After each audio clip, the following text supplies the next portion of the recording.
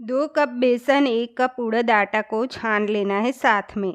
अभी एक पानी रेडी करेंगे, आधा कप पानी, 1 टेबलस्पून ऑयल, 1.25 टीस्पून नमक, आधी टीस्पून कुकिंग सोडा डाल के मिक्स करके यही पानी से आटा गूंद लेना है।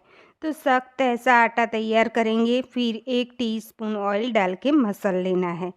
अभी ये इसके 2 हिस्से कर लेंगे, एक हिस्से को हमें कूट लेना है। तो यहाँ परात को ऑयल वाली करके 5 मिनट तक कूट के आटा नरम कर लिया। सेम दूसरा आटा भी इस तरह से कर लेंगे। यहाँ रोल करके नाइफ से इस तरह से लुये तैयार कर लिए। अभी ये लुये को ऑयल वाला कर देना है ताकि वो सूखे नहीं।